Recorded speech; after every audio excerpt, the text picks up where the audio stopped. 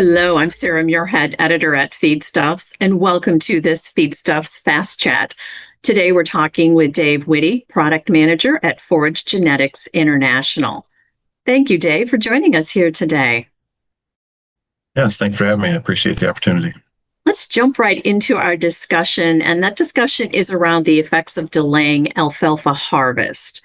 Talk to us about what agronomic and nutritional changes happen in alfalfa when harvest is delayed by, say, a week, when we're talking about those conventional varieties. What should be expected there? Yes, alfalfa is a very valuable source of protein and fiber digestibility, but the window is very narrow with conventional alfalfa as far as getting high quality forage. So you can harvest at a 26 to 28 day window, but if you get much farther than that, you've got a lot of volume of alfalfa, but the quality really drops off very quickly after that 28-day harvest window. So what then would you say are the risks and the rewards of delaying a cutting? To say sometimes you have to wait out the weather. What factors should you consider when you have to do that? The rewards of delaying a harvest is you get a lot more yield. So alfalfa grows about an inch a day.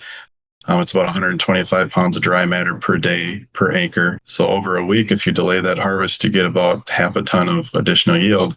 But if it's conventional alfalfa, the quality of that alfalfa really has dropped off. So the risks are really that low quality, high volume alfalfa that a dairy operation has to supplement with additional protein, additional digestible fibers. So it's a lot of additional cost to that dairy operation if you have conventional alfalfa that has dropped off in quality with a delayed harvest. Yeah, that can add up when you're onto your bottom line. That can really have an impact.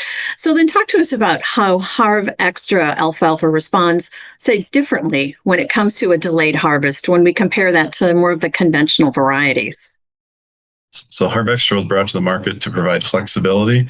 So at a 28-day harvest, HarvXtra has about 15% higher fiber digestibility, about 15% higher relative forage quality compared to conventional at 28 days.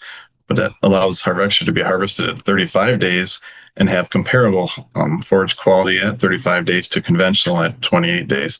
So it provides growers a lot of flexibility to harvest early for high quality, delay harvest by a week and maintain that dairy quality forage for a high producing dairy herd, and then work around weather events, equipment breakdowns, family events, holidays that you have in the summer. So it really gives growers a lot of flexibility to continually get high quality forage through a lot of varying variables.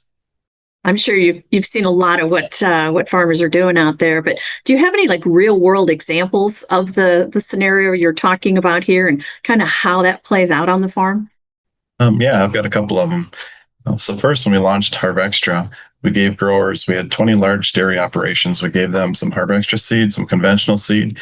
We asked them to manage it the same, plant it the same, pest control the same, and harvest both of them on a 28-day schedule. And they all said, yes, we can do that. And then we're going to run a feeding study with their dairy operations to see if there's a milk response with HarvXtra versus conventional. Well, they planned on cutting on a 25 or 28-day schedule. But Mother Nature has the last say, and about half of them had a delayed harvest schedule. So they harvested at 35 days, some were at 40 days.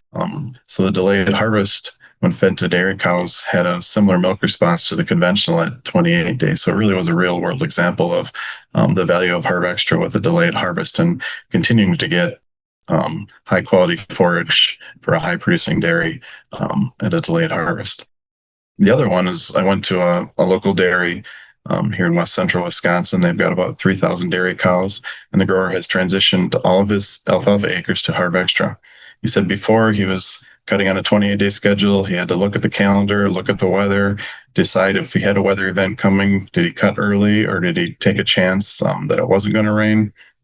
But now with HarvXtra, he doesn't worry about cutting schedule. He just knows he's always going to get high quality. So if the weather allows him to cut at 28 days, great. If he delays out to 35 days, great. He's getting additional yield and he knows that he's still going to have high quality forage. So it gives him a lot of flexibility and not having to worry about managing through potentially low quality conventional alfalfa because of the value of the HarvXtra trade.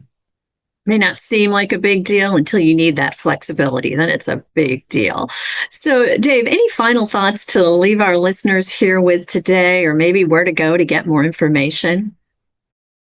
Yeah, if you want more information on the HarvXtra technology, you can go to HarvXtra.com.